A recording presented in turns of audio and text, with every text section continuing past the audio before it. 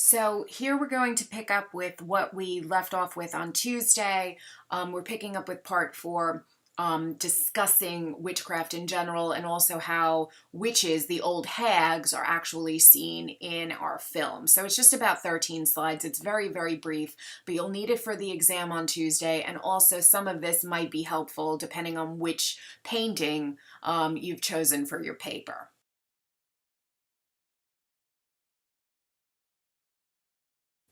We're picking up with section 4, which is on specifically the practice of witchcraft, which goes back specifically to our Norse or Viking goddess of love, beauty, female sexuality, fertility, magic, and death, and that is the goddess Freya or Frigga. If you remember from Tuesday, I had actually said to you that this goddess, her sacred day of the week is Friday, Friday being Freya or Frigga's day. And in addition to Friday being sacred to her, the number 13 was also considered one of her symbols as well. Additionally, because of the connotations of fertility, goats were considered to be very, very much sacred to her because they are quite fertile and because they provide milk. Additionally, pigs were.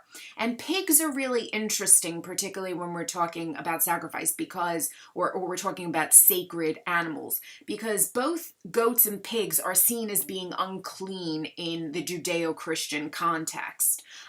Pigs are, for example, not considered kosher. So what's interesting about it is pigs are usually, especially from ancient Egypt, they were associated with the god Set, who, if you remember, is the one who dismembered his twin brother Osiris, who Isis and Nephthys had to put together again. So pigs were sacred, specifically to Set. Pigs were also considered sacrifices in ancient Greece for fertility. Pigs weren't exactly in the same category in terms of giving sustenance, for example, the way the goats were. So, for example, goats are okay with being milked. Pigs, although they have more sort of teats than cows actually have, or udders, pigs have about 14 and cows maybe have about 4 or 6 on average, but pigs do not like to be milked. So it's weird how goats and cows and pigs, they kind of get associated with fertility, but for very different reasons. It's not always for milk or even for meat, for example. So we've got these animals, we've got this day of the week, and we've got this number. And when Christianity comes into play and it starts making its way up north through Germany and into Scandinavia, they begin to see, especially the church elders, they begin to see the ways of the old gods as being demonic in general because there's more than one of them. They're very, very warlike, whereas Jesus is about peace in Christianity. And also, especially when it comes to Freya, you have a woman who is about active female sexuality and the flaunting of that, kind of a stereotypical example of the whore archetype. And it really stands in, or she stands in antithesis to the Virgin Mary, who is an example of female purity. So Freya becomes kind of enemy number one, particularly in the Christian context of Scandinavia and in Germany. And therefore, her day of the week is seen as being bad because her day is celebrated on Friday. Meanwhile, Christ gets crucified on a Friday. 13 is sacred to her, whereas 13 is considered negative in Christianity because there were 13 individuals at the Last Supper. And the 13th guest is Judas Iscariot, who in turn leaves the Last Supper earlier to betray Jesus, so he gets crucified on a Friday. So Friday and 13 don't sit well with Christianity, even though they are considered, really, really great in terms of Freya-esque celebrations.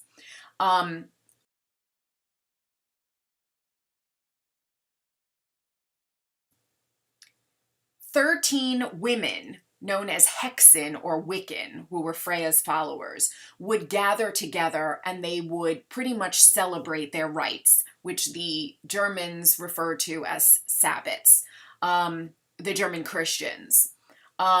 Christians felt that when these Hexen get together, it was a mockery, basically, of the Last Supper and Good Friday, again, because of the connotations of 13 and Friday.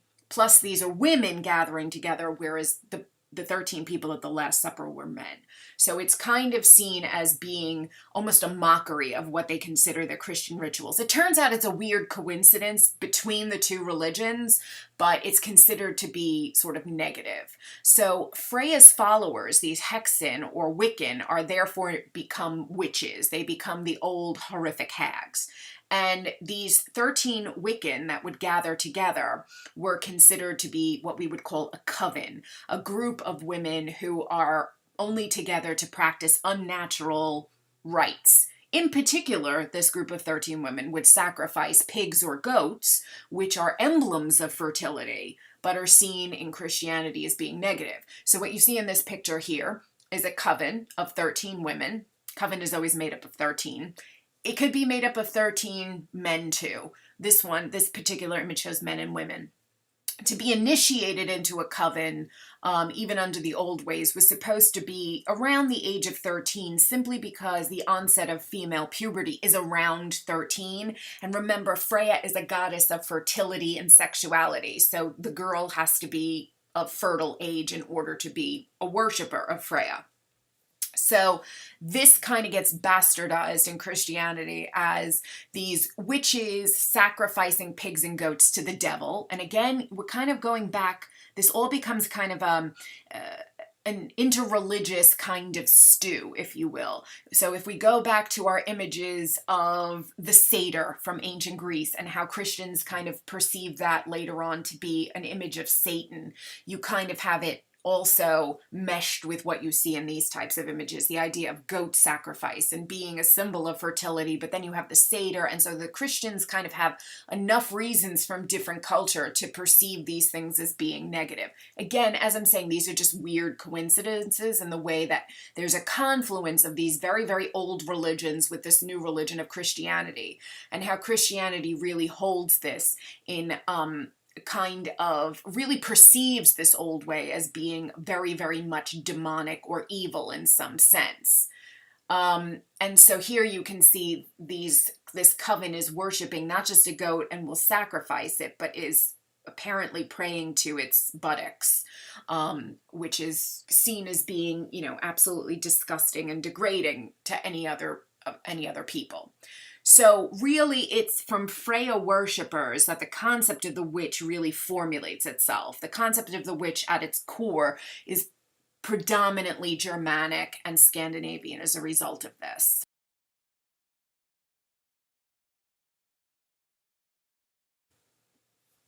And so you get a lot of images. Again, these are all going to be influenced by that Albrecht Dürer image we had seen of the witch riding the goat backwards with the broomstick. From 1500. So here you have an image by Hans Bogdan Grun, who is actually a student of Dürer's, and this is from 1510.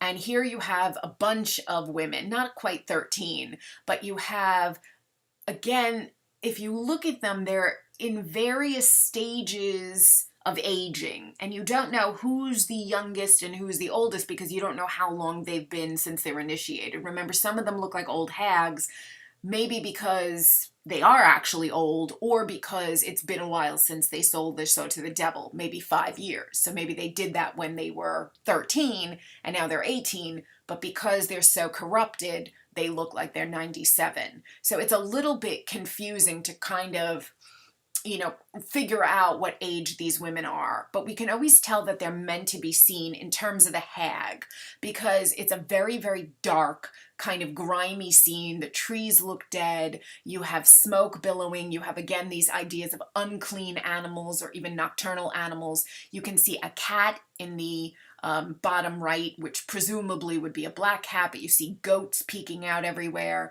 You see a witch with her hands thrown up in the air, the old hag, and it looks like she's got this dead animal on a plate. You've got the woman flying through the air backwards again on the goat, but instead of a broomstick between her legs, it looks like some kind of almost a stick to kind of put things in the oven or on, a hot cauldron to pick it up without burning your hands. But it's a very, very kind of phallic-like symbol still, and it's got that same reminiscent composition of a broomstick, some kind of corruption of household chores that hasn't, like the domesticated woman who's just wrong, who's not domesticated anymore, who's living wildly in the woods with other wild women instead of being in the home raising a family and with her husband.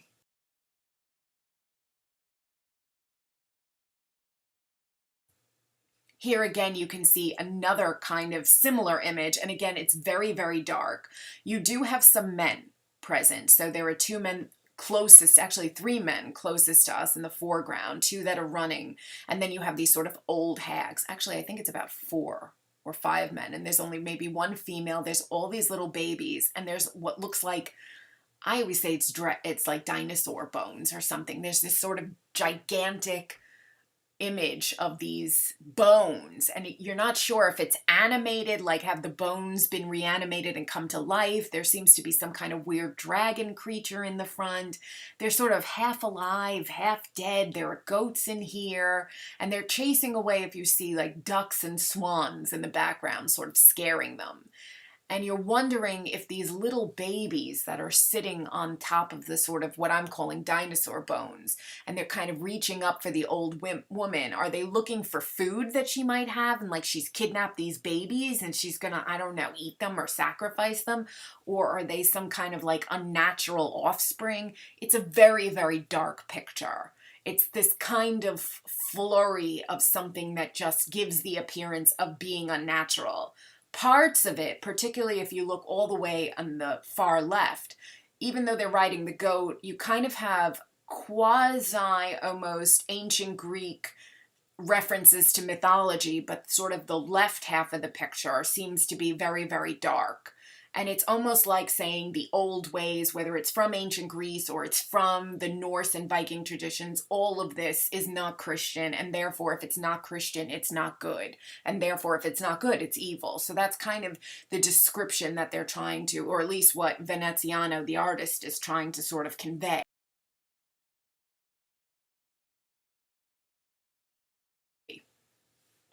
Perhaps the artist who really shows the kind of degenerated idea of witches gathering, or these hexen gathering, is Francisco de Goya, who's a Spanish romantic artist. So he's active really from the 1780s until about the 1820s. And a lot of his images are preoccupied with kind of the idea that Spain, at this point in time, is living in the post-Enlightenment world where science and reason rule.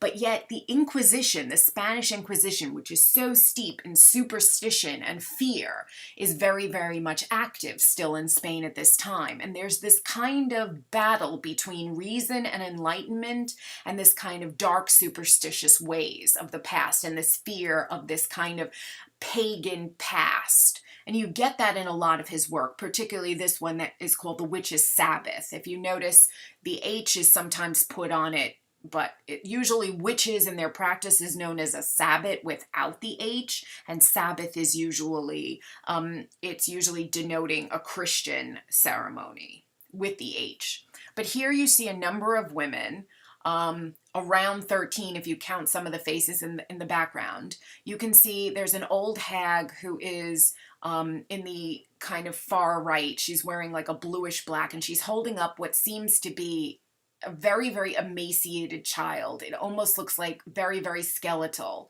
and it looks like it's being offered to this goat that's sitting upright like a man.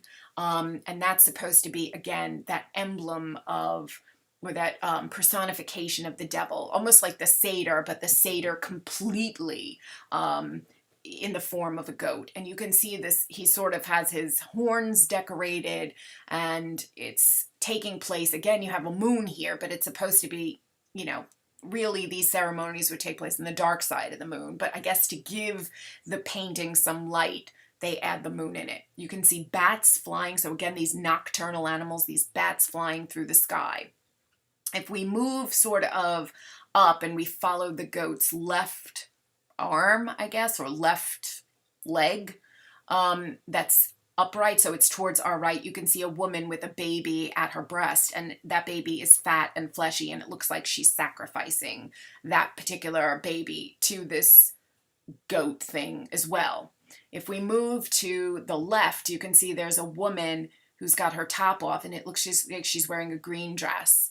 And she's holding this stick, and it looks like it has a bunch of dead babies just on it, or fetuses maybe. It's really horrific when you really look at it and pay attention to it.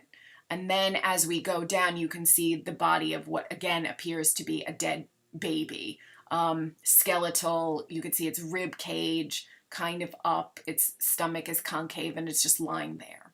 It's this idea that these are unnatural women. So where somebody like an artist like Dürer or an artist like Gruen will use household equipment, household cleaning equipment, brooms, cooking sticks, those kind of things to show the unnatural kind of nature of these women. This particular painting by Goya is showing them actually sacrificing their own children to this greater evil, this idea that they're killing their own children and acting completely in the antithesis of motherhood or the antithesis of femininity. So it's supposed to show you these women are not just physically of the hag type, that the hag is, the age of the hag doesn't really matter. What matters is the hag equals unnatural woman. A woman, whether she's young, middle-aged, or old, is supposed to be beautiful, is supposed to be feminine, and is supposed to do things that are societally consistent with what is expected, the various expectations. So keeping house, being a mother, cooking, cleaning, particularly in these times. And here, consistently, you see throughout the painting women who don't do that. And women who are doing it not even for a goddess, but are doing it for, and not even for something that's human-esque, but something that is completely an animal.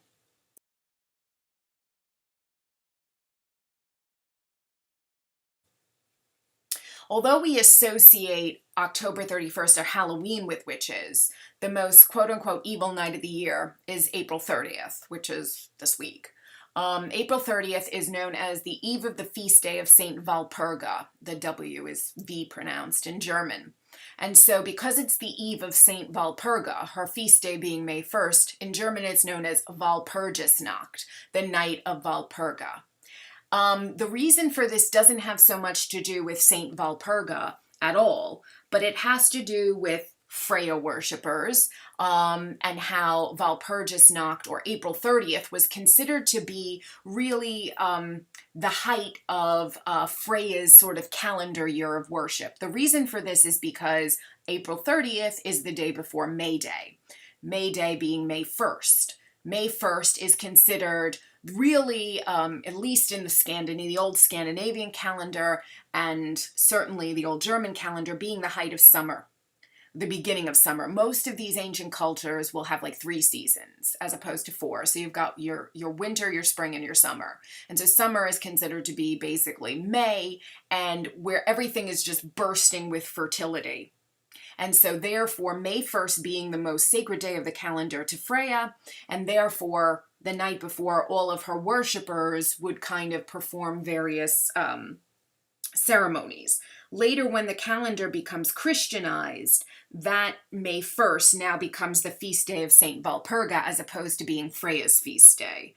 So therefore, where Freya's followers would have these great bonfires in preparation for May 1st, Walpurgis night is seen as a night of evil, as a night where the darkness of the previous year, the darkness of winter, and the darkness of everything else is kind of now in the past.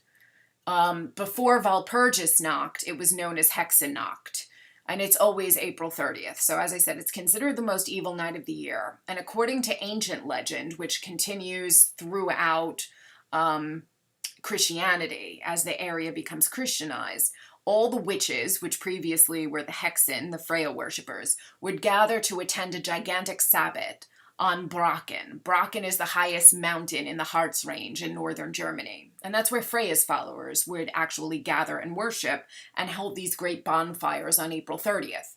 When it becomes Christianized, those Freya followers are seen as witches, and they're there on this mountain calling the devil to actually be present at this great Sabbath. So that's what you see in this particular image. You see it's kind of in a cathedral, but that cathedral is supposed to be like a negative place, and it's really supposed to represent Brocken. And you can see all kinds of women and demons and men and all horrible people and creatures kind of swirling around this guy who's dressed up in like this bishop suit. He's got a bishop's mitre or crown on his head and a bishop's staff, but if you notice, he's got the horns of a goat. And a very long beard and angular sort of goat-like features. What's interesting about this is if you've ever seen the original Fantasia by Disney, I think it's the second to last cartoon segment in Disney's Fantasia is called A Night on Bald Mountain, which actually references Walpurgisnacht, and the whole cartoon's about that. And it plays this music that is supposed to be a musical interpretation of Walpurgisnacht. So that's not something you expect in a Disney film at all.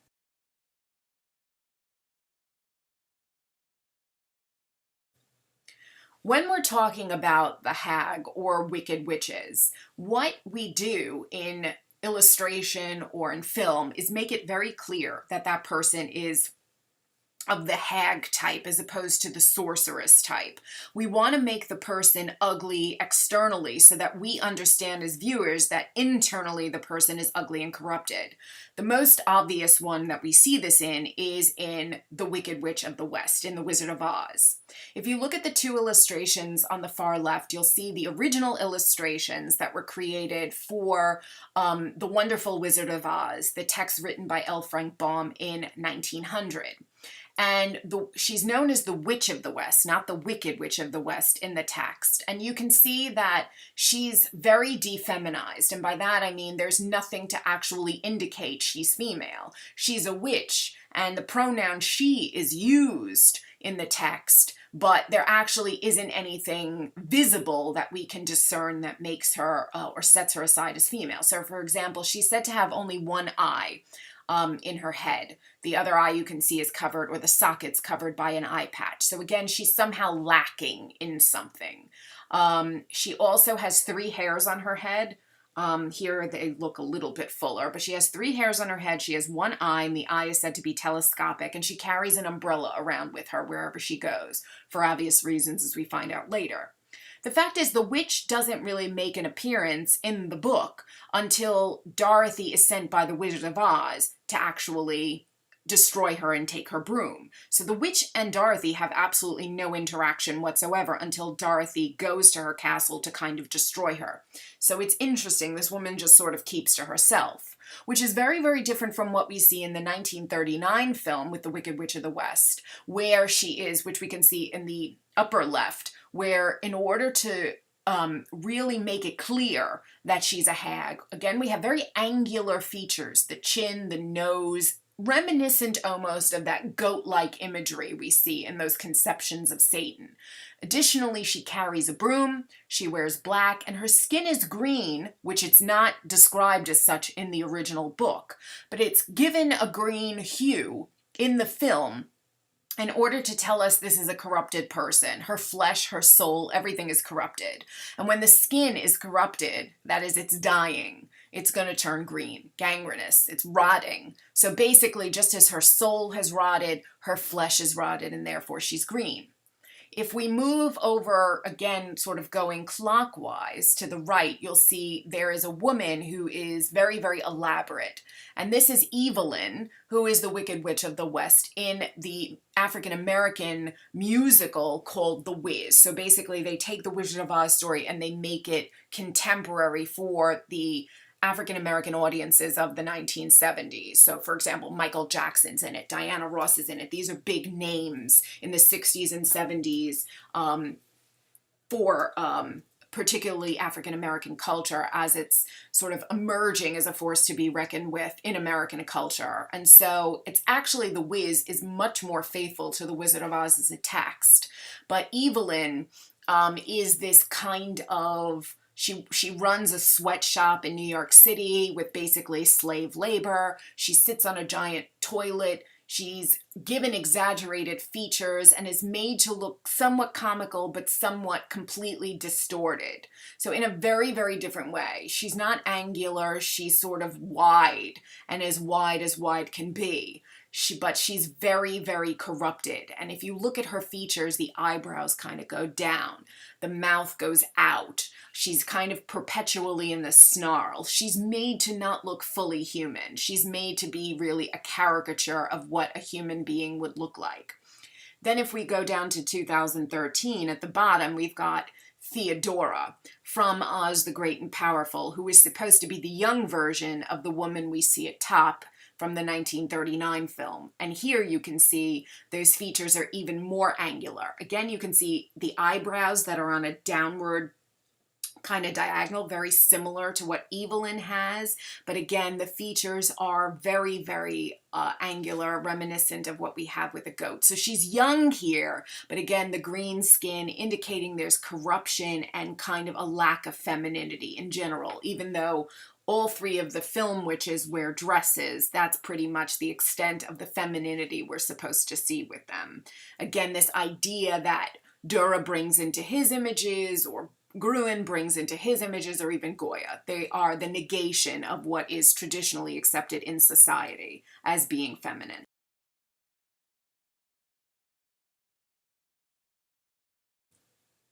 In Harry Potter, we can see the women in particular who are seen as negative are also given hag-like features. So for example, Bellatrix Lestrange, who's in the upper left, who's here in the prison called Azkaban, even when she gets out of it, she is seen as being essentially a psychopath. Defeminized, hair crazy, she's not sort of the norm. She is somebody who is completely insane. That's what we're supposed to see. Somebody who is out of their mind with evil, almost lousy in a sense with evil, sort of plagued inside and outside with evil. And we can see her teeth look like they're rotting. And so even though she's not green like the Wicked Witch of the West, there's a bit of that rot that manifests itself externally. Even though she's young and even when she cleans herself up, she's slightly pretty, we can see there's that rot apparent. Later we see one of these negative followers, or they're called Death Eaters, of the evil Lord Voldemort, disguised again as this old woman who's terrorizing Harry in a very, very brief scene. But again, the idea of the old kind of woman who lives in isolation and alone. On the bottom right, you see Harry's uncle's sister. And here she is, this kind of amorphous, again, defeminized woman. Yes, she wears a skirt, but again, she doesn't seem to have any of those domestic qualities that we see in any of the other kinds of so-called virtuous women. That she is kind of a manifestation of this hag, as is the woman to her left, which is Dolores Umbridge. So even though here she's almost hyper feminine in some senses, and by that I mean she has kitty cats all over the place, and she drinks tea from these lovely tea sets, and she's dressed all in pink, and she speaks lovely, and she's very concerned with her appearance. There's this underlying edge to her that tells us this is somebody who's unnatural, particularly in the way that she deals with children. So for example, when she punishes Harry, he's supposed to write out, you know, basically, I won't be bad in class kind of thing. But instead of it writing out, the pen she gives him to use is actually pulling from his own blood and his own, you know, arteries. So it's basically this idea of torture, but under the guise of this neat femininity. But there's this corruption underneath.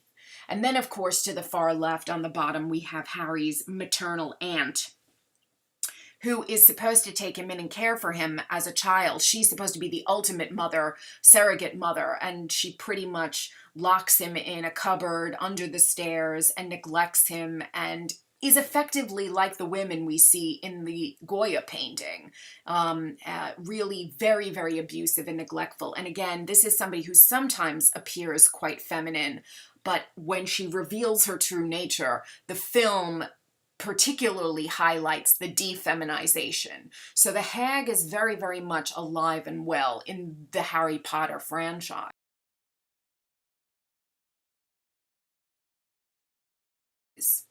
The hag is also alive and well in a number of other films that we see witches and sorceress feature in. The most obvious is in 2009's Drag Me to Hell. Here, the witch figure is somebody who we would call a member of the other with a capital O. People who are marginalized in society in general, and those would be people we refer to as gypsies. Gypsy is really a corruption of Egyptian, because it was believed that these people originated from Egypt, so they call them gypsies as sort of slang. But these people are known as Roma, which is R-O-M-A, or Rama, Romani sometimes. And the Rama essentially are a group of people, it's believed, to be from the northern part of India, and they're travelers, and they're known for their sort of fortune telling and those kinds of things. So you do see this kind of marginalized group throughout the history of sort of Western civilization. They're kind of demonized in general. And here you have a woman, she has a house. This is the backstory of the woman. She has a house, the bank is going to repossess it. She asks a girl who's working at the bank to basically give her more time. The girl says no. She spits in the girl's face, which is disgusting in and of itself. And then all these horrors happen to the girl, because then the woman dies. And then you have this ghost. So here you can see somebody who is really sort of a typical hag. Again, angular features. She's made to look wrinkly. On top of it, she's got rotting teeth, again to show sort of the rotting nature of the soul, the internal manifesting itself externally. You have different color eyes. One almost completely pale blue, the other very, very dark, so much so you can't see the pupil. And then this is actually, the shot is taken from a scene where she and the girl are fighting, and I think the girl shoots like a a staple gun at her, so she's got these staples in her head, and she's still sort of functioning, and you can see that corruption. Moving to the upper right, Hansel and Gretel witch hunters. I mean, basically they hunt witches to get back at the witch that went after them. And here you have a woman who's kind of the ultimate hag. She's got elements that make her look sort of young, but you can see, again, the rotting flesh, the eyes that are in a natural color, the teeth that have rotted, the lips that are black, indicating that this is somebody dead. Hocus Pocus is not a film that typically we would see a hag image, but we see kind of a beginning, a middle, and an end. And almost like the three fates that we talked about in Death. The young and pretty one who hasn't been corrupted as longer is the one on the far right. The one in the middle is supposed to be seen as the hag, who's Winnie. She's the one who's sort of the oldest. And again, she's made to look comical, but at her core, and if you really look at the film is quite frightening in terms of sacrificing a virgin, in terms of having a book that has an actual human eye on it, and the book itself is made from human flesh. And the idea of them luring children, it's very much a manifestation, again, of what we see in that Goya painting. So we have the hag there in various forms.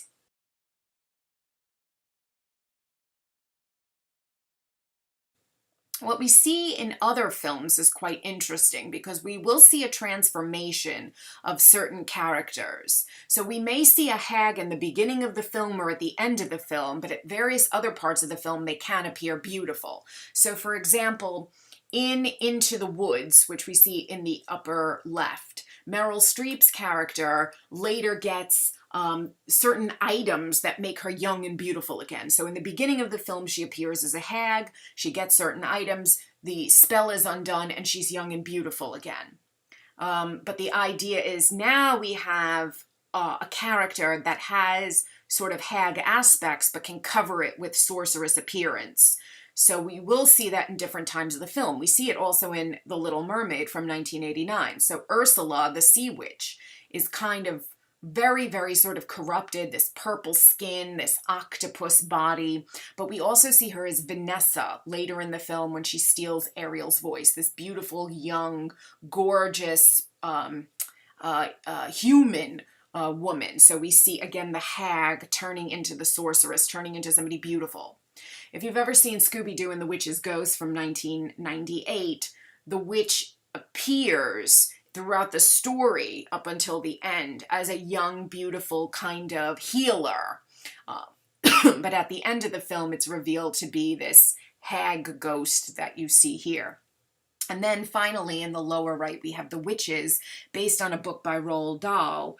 And in that, the witches appear very, very beautiful and gorgeous and young. But later, they're at this convention, almost like a coven, but it takes place at a hotel in a convention room. And then they're able to strip off they pull their hair off, which are wigs. They have purple eyes, and they actually reveal their true nature. If you notice the witch on the right, obviously is newer, she appears younger, she doesn't appear as corrupted as the Grand Witch who is shown on the left of the film, where you can see these sort of scaly, almost anthropomorphic qualities to the body, and again, very angular, almost looking like a nocturnal animal, a bat or some kind of creature, somebody who's been corrupted for far longer.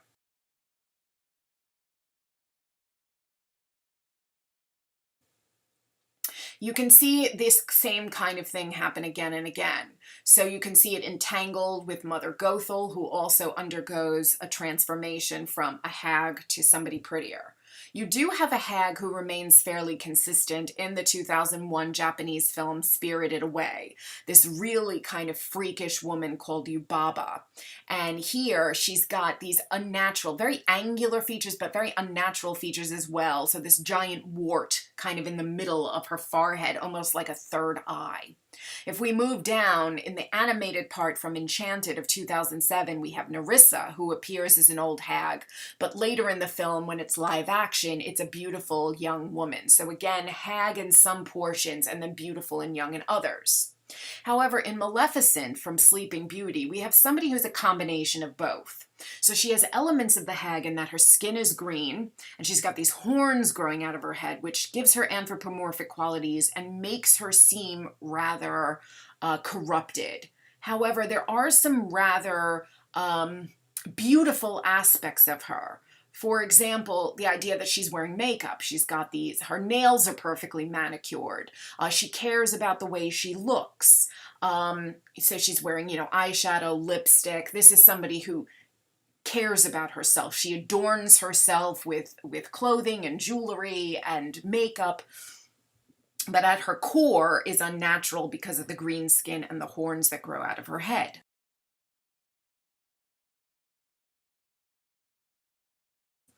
Perhaps the most confusing and the exception to the rule of being both hag and homicidal sorceress is the evil queen in Snow White and the Seven Dwarfs. We can see her at the beginning of the movie when she's the evil queen. We just see her as an evil queen. We don't know she has any powers of witchcraft at the point in the film. Certainly she wants unnatural things done to Snow White. So first of all, she's got a mirror. That's magic and that talks. And she also demands Snow White's heart. There's an obsession there and she wants Snow White's heart, which has kind of cannibalistic and unnatural overtones. And again, it's this idea of it's supposed to be a surrogate mother. It's the stepmother. Snow White's mother has passed away. So this woman should be maternal and isn't. She's also queen. We don't know where the king is. So we have a woman ruler, which also puts her apart and sort of makes her unusual in society. She's incredibly beautiful and vain. We know that because of her obsession with the mirror, but we know she takes care of herself like Maleficent. So again, the lips, the outfits, the makeup, the nails, everything done to sort of perfection. But she allows herself to be almost humiliated in order to kill Snow White. And when I say humiliated is she undergoes a transformation that deforms her and turns her into the ugly old hag that we see, the peddler woman. She's never called a witch. She's always called either the evil queen, or she's called the peddler woman. But we see her in a laboratory making potions to turn herself into what we see as the stereotypical kind of old hag that we've seen throughout these images. And here, this is a woman who you're not sure if she's manifesting her inner self. In other words, that evil old hag, that peddler woman, is actually her inner self. What's interesting about it is she never transforms back. She never changes back into what she really looks like. She dies in this state, almost indicating to the viewers that this is her true state, this is her true nature. But we do have this kind of ambiguity, particularly in this figure, because she's never one or the other. She's both, but predominantly she's really a beautiful woman who undergoes a spell to transform herself into the old hag. But again, she's never mentioned to be a witch. No one ever says she's a witch. The connotation is there simply through the fact that she's making a potion. So that's it for now. If you have any questions, please email me.